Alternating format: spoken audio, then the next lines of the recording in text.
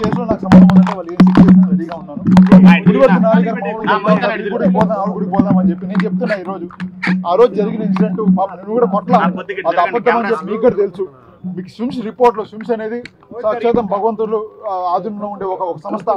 అలాంటి సంస్థలో మీకు ఒక చిన్న గాయం జరగలేదు, కారు మాత్రం కొట్టారని చెప్పి ఆ రోజు చెప్పడం జరిగింది. అలాంటిదప్పుడు మీరు ఈరోజు ఈ విధంగా నన్ను ఏదో హత్యాయుతం చేసి ఇంకోటి చేశారని చెప్పి తప్పుడు కేసులు పెట్టి క్యాప్టెన్ అంతా ఒక కేసు ద్వారా భయపెట్టాలనుకుంటున్నారు. తప్పకుండా కుదరదు. రెండోది, ఇలాంటి కేసుల్లో ఏ మాత్రం సంబంధం ఉన్నా ఏ గుడికైనా వాళ్ళు గుడి చెప్తా ఉంటారు. నేను చెప్తున్నా కాణిపాకం ప్రతి గుడి మేము దేవుణ్ణి నమ్మే వాళ్ళం, మేము కూడా భక్తులం. తప్పకుండా ఏ గుడికైనా సరే, ఈ గుడి కాదు ఆ గుడి కాదు, ఏ గుడికైనా సరే నేను ప్రమాణం చేయడానికి సిద్ధంగా ఉన్నా. ఆ రోజు మీ కార్ని కొట్టిన దాంట్లో నాకు సంబంధం ఉందని మీరు ప్రూవ్ చేస్తే దేనికైనా సిద్ధం, ఏ గుడికైనా ప్రమాణం చేయడానికి సిద్ధంగా ఉన్నా. తప్పకుండా మీరు కూడా మీకు నిజంగా చిత్తశుద్ధి ఉంది, మీరు చెప్పే ప్రెస్లో మీరు మాట్లాడే నిజమైతే మీరు కూడా మీకు ధైర్యం దమ్ముంటే గుడికి రాండి, మేము కూడా ప్రమాణం చేస్తాం. ఆ రోజు మీకు తెలిసిపోతుంది, మాకు తెలుస్తుంది మేము తప్పు చేసామా లేదా అని.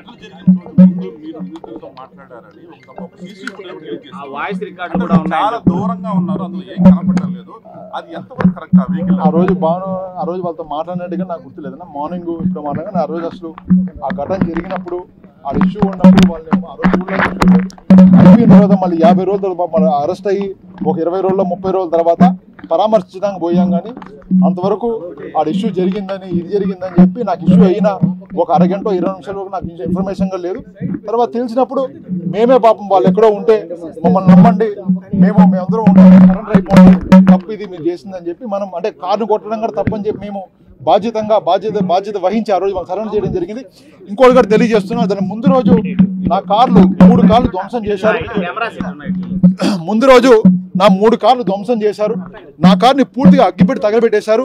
కొటాల చంద్రశేఖర్ రెడ్డి గారిని మా పార్టీ అధ్యక్షుడు, అలాంటి పార్టీ అధ్యక్షులను వాళ్ళ ఇల్లు పూర్తిగా దహనం చేశారు.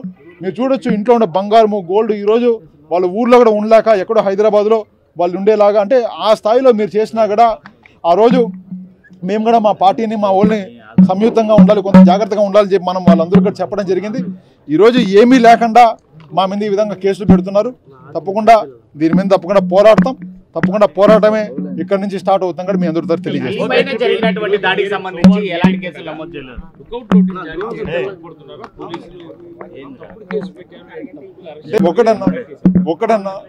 ఒకే ఒకటి చెప్తున్నాను, ఘటన జరిగి 52 రోజుల తర్వాత నా పేరు యాడ్ చేశారు. 52 రోజులు వాళ్ళు గుర్తులేదా?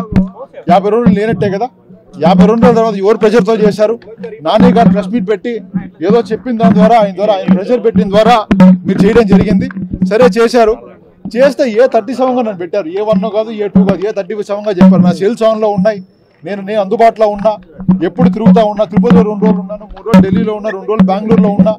ఒకరోజు మార్నింగ్ వెళ్ళి ఈవినింగ్ మా ఫ్రెండ్ పెళ్లికి ఏదో పోదామని చెప్పి నేను మా తమ్ముడు మా ఫ్యామిలీ పోయిద్దామని చెప్పి అనుకుంటే ఏదో లుక్అవుట్ నోటీస్ జారీ చేసి ఒక క్రిమినల్ని ఒక టెర్రరిస్ట్ని జారీ చేసినట్టు నన్ను సుమారు 4 గంటలు ఎయిర్పోర్ట్ డీటైన్ చేయడం జరిగింది. అక్కడి నుంచి మళ్ళీ 4 గంటలు పోలీస్ స్టేషన్ డీటైన్ చేయడం జరిగింది. అక్కడ వీళ్ళు వచ్చి ఓ 2 గంటల ఏదో రాసుకొని అక్కడి నుంచి నన్ను తీసుకొని వచ్చి ఏమీ లేదని చెప్పి 40 నోటీస్ పంపించడం జరిగింది. దీనికోసం మీరు లుక్అవుట్ నోటీస్ నాటి జారీ చేసి నిజంగా తప్పుంటే ప్రూవ్ చేయండి, ఎటువంటి శిక్షకి రెడీగా ఉంటాం. ఈ విధంగా తప్పుడు కేసులు పెట్టి బెదిరించాలంటే మాత్రం తప్పకుండా ఎటువంటి తగ్గే క్వశ్చన్ లేదని తెలియజేస్తున్నాను.